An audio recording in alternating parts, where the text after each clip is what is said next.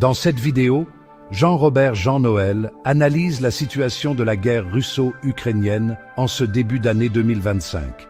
La guerre en Ukraine entre dans sa 3e année sans aucune fin en vue. L'hiver de 2025 a vu le conflit s'enliser dans une guerre d'usure brutale. Les deux camps sont épuisés, mais aucun ne semble prêt à reculer. Des millions de personnes ont fui leur foyer et des milliers ont péri. L'espoir d'une résolution rapide s'estompe de jour en jour. Le conflit est devenu un bourbier stratégique pour les deux camps. La Russie, malgré sa supériorité militaire, n'a pas atteint ses objectifs initiaux. L'Ukraine, pour sa part, a opposé une résistance farouche soutenue par l'aide militaire occidentale et la détermination de son peuple. Cependant, le coût humain de cette résistance est immense. La communauté internationale reste divisée.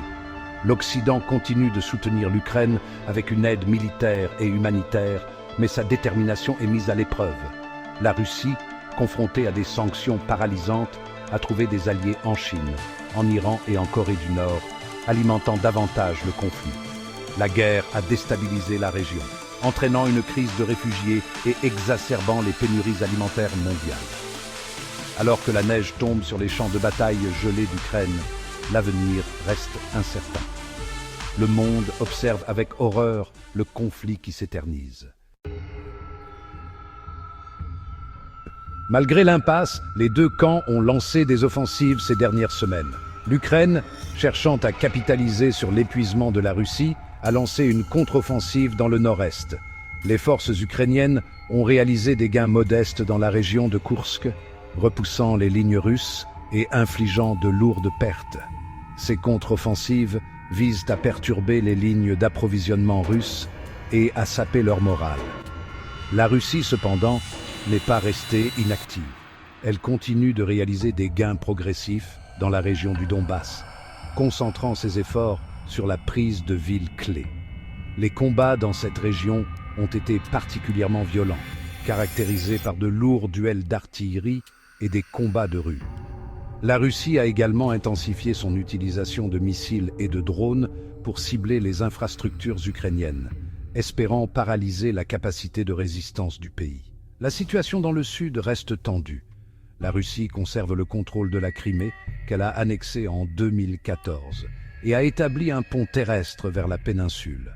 L'Ukraine a juré de libérer ses territoires occupés, mais toute tentative en ce sens se heurterait à une résistance acharnée.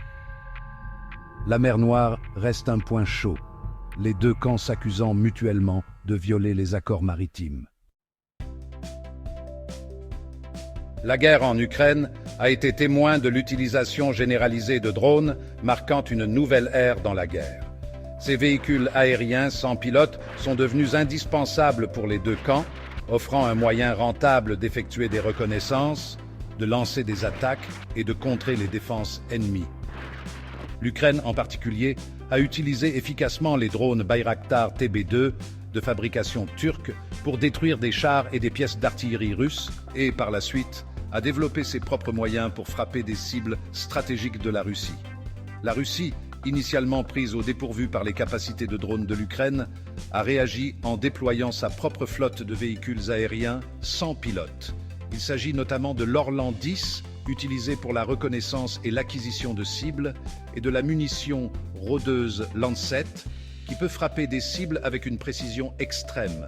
L'utilisation de drones a brouillé les lignes entre les champs de bataille traditionnels et les zones civiles, soulevant des inquiétudes quant aux dommages collatéraux et aux implications éthiques de cette nouvelle forme de guerre. La prolifération des drones a également conduit à une course aux armements technologiques. Les deux camps développent constamment des drones nouveaux et plus sophistiqués, équipés de capteurs, de systèmes d'armes et de capacités de guerre électronique avancées. La guerre en Ukraine est un sombre terrain d'essai pour ces nouvelles technologies, fournissant de précieuses leçons qui façonneront l'avenir de la guerre pour les années à venir. Alors que la guerre s'éternise, tous les regards sont tournés vers les États-Unis et la prochaine investiture de Donald Trump pour son 2e mandat non consécutif en tant que président. Trump a promis de mettre fin à la guerre en Ukraine dans les 24 heures suivant sa prise de fonction. Cette affirmation audacieuse a été accueillie avec scepticisme par les experts, qui soulignent la complexité du conflit et les positions ancrées des deux camps. Le monde attend de voir si la promesse de paix de Trump n'est rien de plus qu'un autre slogan de campagne vide de sens.